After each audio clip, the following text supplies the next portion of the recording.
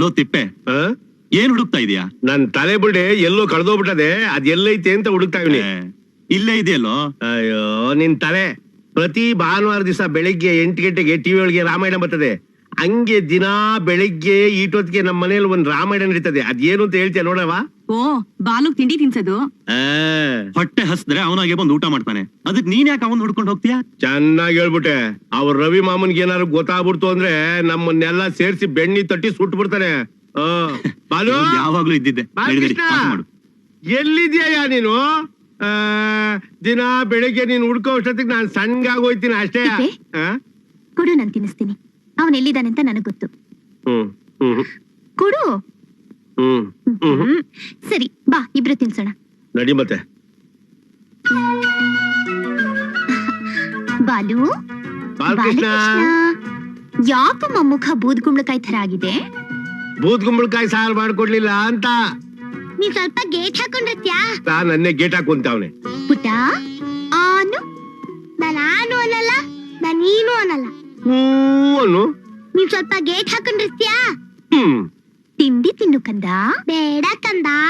ಯಾಕೆ ಕಂದ? ದಿನ ಬೆಳಿಗ್ಗೆ ಎದ್ದು ನೀರಲ್ಲಿ ಮುಳುಗ್ತ್ಯಾ, ದೇವಸ್ಥಾನಕ್ ಹೋಗ್ತ್ಯಾ, ಅಲ್ಲಿಂದ ಬಸ್ ಸ್ಟ್ಯಾಂಡಿಗೆ ಹೋಗ್ತ್ಯಾ. ಯಾಕೆ ಅಂತ ಕೇಳಿದ್ರೆ ರವಿ ಮಾಮ ಬರ್ತಾರೆ, ಅವ್ರನ್ನ ಕರ್ಕೊಂಡ್ ಬರಕ್ ಹೋಗ್ತಿದೀನಿ ಅಂತ್ಯ. ಅವ್ರು ಹೇಗಿದ್ದಾರೆ ಅಂತ ಕೇಳಿದ್ರೆ ಹೇಳಲ್ಲ ಅಂತ್ಯ. ಇವತ್ ನೀನ್ ಹೇಳ್ದೆ ಹೋದ್ರೆ ನಾನ್ ಏನು ತಿನ್ನಲ್ಲ. ಏನು ತಿನ್ನಲ್ಲ ಅಂತ ಬೆಳಗಾಗೆದ್ದು ನಮ್ಮಿಬ್ಬರು ತಲೆನೂ ತಿಂತಾ ಇದೆಯಲ್ಲಪ್ಪ. ನೀನ್ ಗೇಟ ಕೂ ಅಂದೆ. ಪುಟ್ಟ, ಮೊದಲು ನೀನ್ ತಿಂಡಿ ತಿನ್ನು, ಆಮೇಲೆ ನಾನ್ ಹೇಳ್ತೀನಿ. ನೀನ್ ಹೇಳಿದ್ರೇನೆ ತಿನ್ನೋದು. ನೀನ್ ತಿಂಡಿ ತಿಂದೇನೆ ನಾನ್ ಹೇಳೋದು. ನೀನ್ ಹೇಳಿದ್ರೇನೆ ನಾನ್ ತಿನ್ನೋದು. ಓಹೋ, ಬಾ.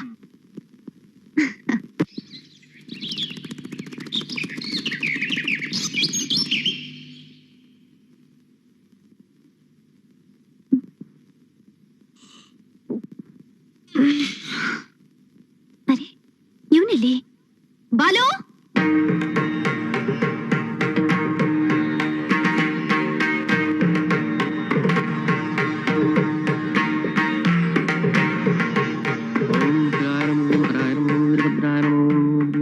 ಏನ್ ಪುಟ್ಟ, ಪೂಜೆ ಮಾಡಿಸ್ಬೇಕಾ? ಅಲ್ಲ, ದೇವ್ರ ಹತ್ರ ಪರ್ಸನಲ್ ಆಗಿ ಮಾತಾಡ್ಬೇಕು. ಪರ್ಸನಲ್? ಅದೇನಂತ ನನ್ನ ಹತ್ರ ಹೇಳ್ಬಾರ್ದಾ? ಅದೇ ಹೇಳಿದ್ನಲ್ಲ, ಪರ್ಸನಲ್. ಪರ್ಸನಲ್? ನೀವೇ ಡೈರೆಕ್ಟ್ ಆಗಿ ಕನೆಕ್ಷನ್ ಇಟ್ಕೊಂಡ್ಬಿಟ್ರೆ ನನ್ನ ಹೊಟ್ಟೆಗೆ ಮಣ್ಣು ಕಣಯ್ಯ. ಅದೇನು ಅಂತ ನನ್ನ ಹತ್ರ ಹೇಳ್ಬಾರ್ದಾ? ಸರಿ, ಸ್ಟ್ರಾಂಗ್ ಆಗಿ ಪೂಜೆ ಮಾಡು. ಇವತ್ ನಮ್ ರವಿ ಮಾಮ ಊರಿಗೆ ಬರ್ಬೇಕು. ನಿನ್ನ ಮುದ್ದು ಮನಸ್ಸಿನ ಕೂಗು ಆ ಭಗವಂತನ ಕಿವಿಗೆ ಮುಟ್ಟೆ ಮುಟ್ಟುತ್ತೆ.